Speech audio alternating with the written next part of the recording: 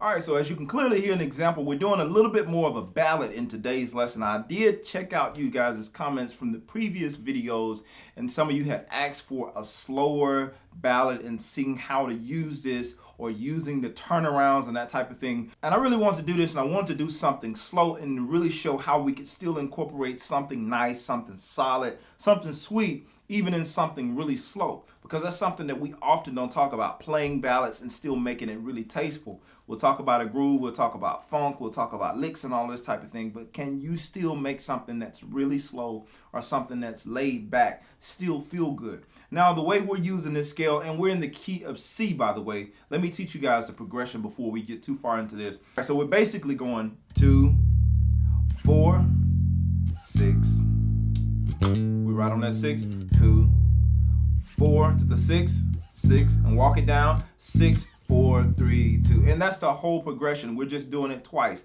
So I'm building off this Mixolydian line, and just in case some of you don't know what the Mixolydian line, just like I've been teaching all the rest of them, the Mixolydian, if you're thinking in the key of C, and we're actually in the key of C again today, the Mixolydian, if you're following the scale, it's the 5 or the 5th position. So it would be the scale following that 5th position.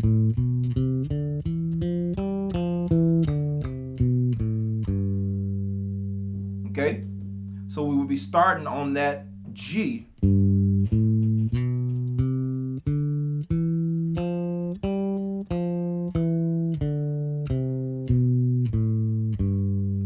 Okay, there's tons of ways that we can use this, and some of them you can hear right out of the bat, but like you guys know, I'm just dealing with ways that we can kind of use this in quartet. I'm only going to give you just one today, and just a way we can take that Mixolydian sound and flip it just to use it as a turnaround in this particular groove. So the recurring line that you heard me playing earlier in the progression was this.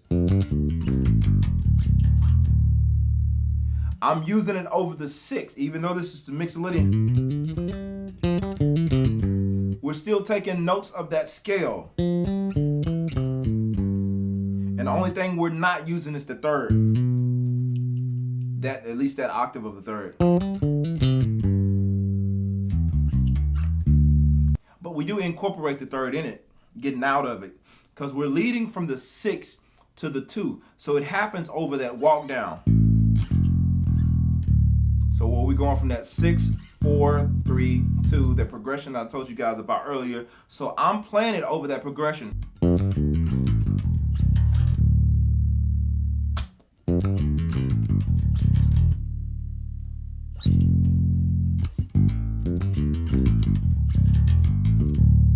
So the rhythm that I played it is what made the line feel a little different and not feel like a scale. So in context,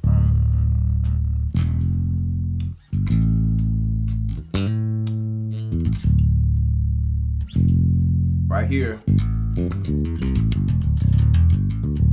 Now, if you wanted to just do a half of that line and walk back out of it using the 4 and the 3, you can still do that.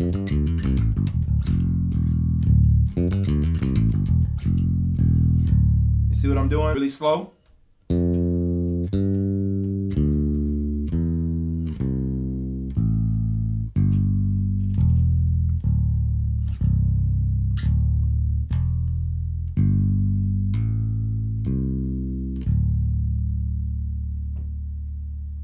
Okay, and there's several ways you can get out of it, but that's just one way you can get out of it.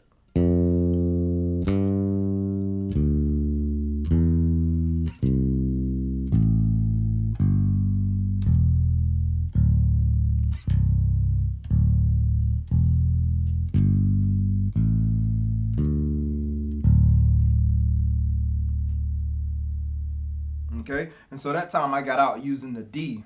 You can do a hammer on.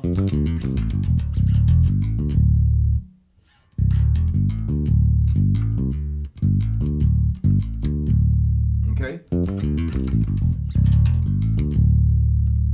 Okay, and so that's just how I'm getting out of it. And if you want to do the same thing an octave up, it gives you a different feel, but it's the same line. And we're starting again on that F.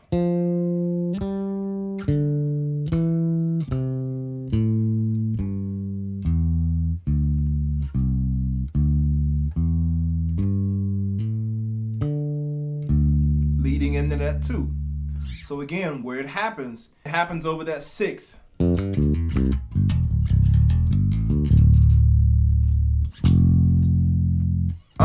Got it done.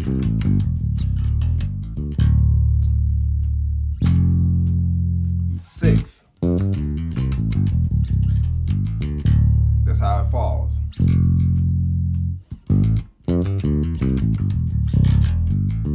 And so you can take that same line and use it in any type of groove, any type of progression that follows somewhat that same path in a major key. And there are numerous amounts of ways that you can use that particular line, but I'm showing you guys in the context of gospel quartet music because you got this particular groove that's laid back.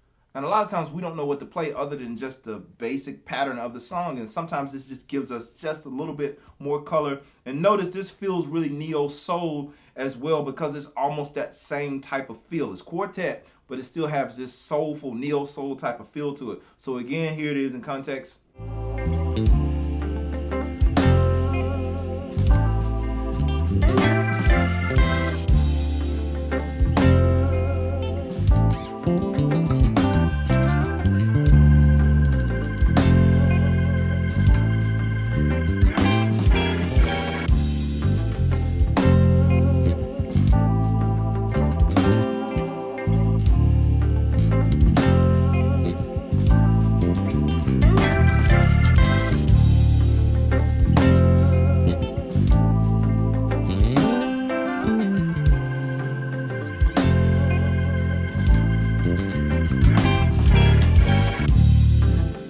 And so it gives you something to do, somewhere to go right there where you're still not taking too much away from the groove because it's a line, but it gets you right back into that groove.